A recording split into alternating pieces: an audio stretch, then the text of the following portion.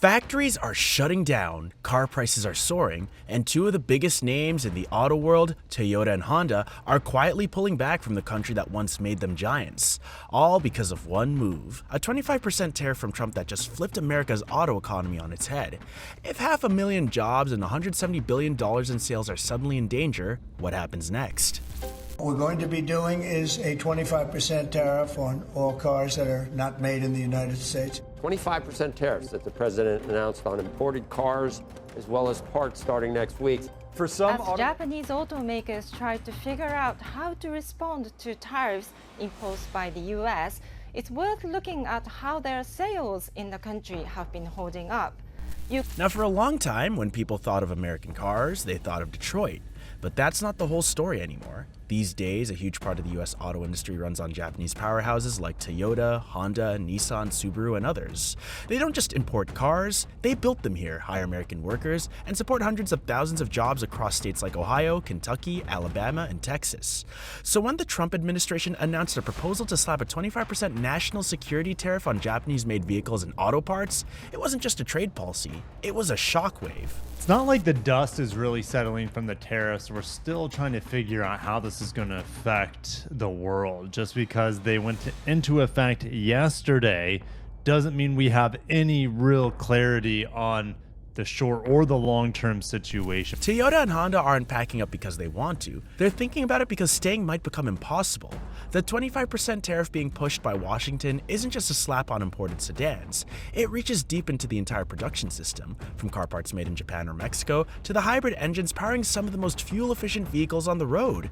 And here's the real problem. Those extra costs don't just show up at the dealership. They pile up along every step of the supply chain, from batteries and transmissions to sensors and cooling systems. Nearly every component gets hit. These companies already operate on thin profit margins. Toyota's North American margin is about 7.1%, Honda's is 5.6%, and Nissan is even lower than that. If they're forced to absorb the cost of a 25% tariff, especially on hybrid and tech-heavy models, they risk falling into the red, and raising prices too much could scare off buyers, especially in today's shaky economy where every extra dollar counts. So the math doesn't just work. You'd think Detroit still holds the keys to America's auto industry, but if you peek under the hood, it's actually Japan that's been keeping the engine running. Companies like Toyota, Honda, Nissan, and Subaru aren't just foreign logos on US roads. They've woven into the heart of American manufacturing.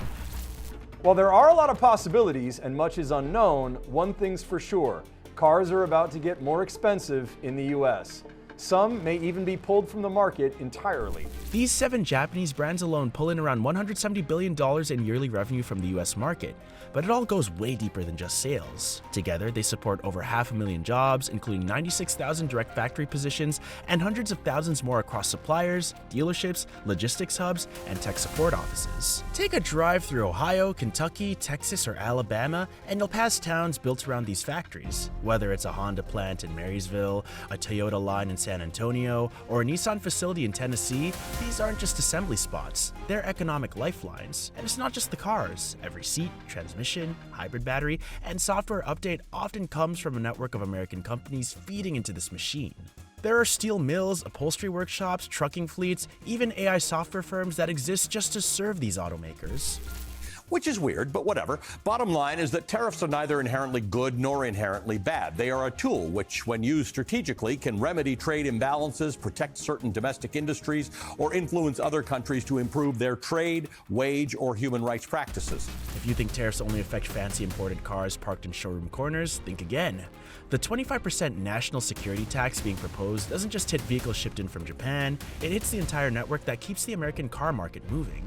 That includes the seats stitched in Mexico, the battery shipped from Shizuoka, and the transmissions built in Nagoya. Even a Camry assembled right in Kentucky isn't safe from the impact. If just one of its core parts comes from abroad, and most do, the final price tag could skyrocket. The problem is, modern car manufacturing is global. A single vehicle is often the result of work from 5 or 6 countries. Tariffs don't care about that. They slap a fee on every forward-sourced component.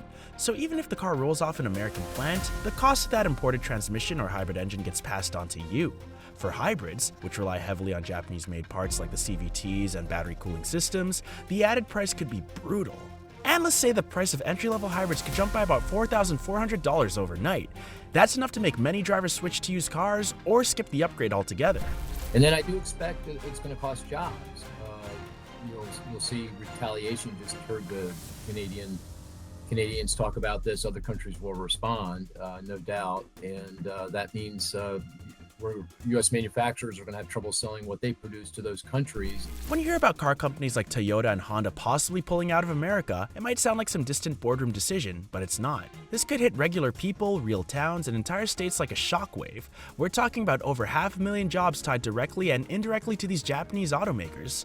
Think about the guy building dashboards in Ohio, the woman working at a local Honda dealership in Alabama, the IT technician managing software updates at Subaru's finance office, jobs that keep families afloat and towns running.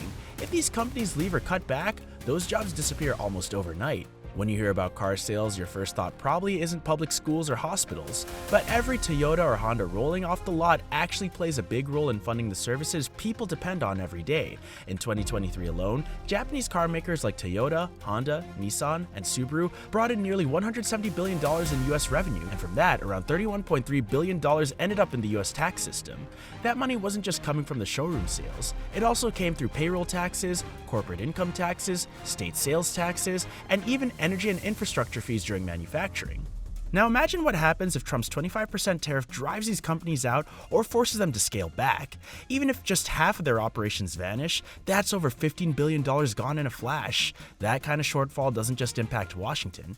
It hits hardest in states like Kentucky, Alabama, and Ohio, places that rely heavily on auto manufacturing to fund their local budgets. School funding, road maintenance, state hospital improvements, they all feel the sting. And this number, 82% of all sales last month alone were above the sticker price. So what can buyers do, and the opportunity if you want to sell your car? Here's ABC's Ariel Reshef. Tonight with... A lot of people think if Toyota and Honda leave, American giants like Ford or GM will step in and take over the market. But that's not how the industry works. Ford, GM, and even Tesla have spent years pouring their money into electric vehicles. Their factories, supply chains, and long-term strategies are all built around EVs. So when it comes to gas-powered or hybrid compact SUVs, the kind that Americans still love, they're simply not in a position to ramp up production fast enough. You can't just flip a switch and say, build more hybrids. It takes years to design, test, and launch new models. On top of that, building a new factory or expanding existing ones for hybrid and gas-powered cars takes an average of 22 months just for regulatory approval, not even counting construction or setup. And these companies are already stretched thin. Tesla's focused on scaling EVs. Ford and GM have made public commitments to go fully electric by 2030. So asking them to pivot back just to replace lost Japanese supply? It's wishful thinking. What most people don't realize is that Japan isn't just building our cars, they're also helping finance our government. Japanese institutions currently hold about $1.06 trillion worth of US Treasury bonds. That's a massive chunk of America's debt sitting quietly in Tokyo bank vaults and pension funds. And while it may sound distant, this silent relationship has kept the US dollar strong and interest rates stable for years. But here's where things get tense. If the trade war over Trump's 25% car tariff spirals and Japan decides to push back, not through headlines but by slowly selling off even just 5% of those bonds, it could throw the entire bond market into chaos. That might not sound like a big deal, but it would force the US government to offer higher interest rates just to find new buyers. And when those rates go up, so does everything else. Car loans, mortgage payments, business borrowing, all of it. So what are your thoughts on this? Let us know in the comments below.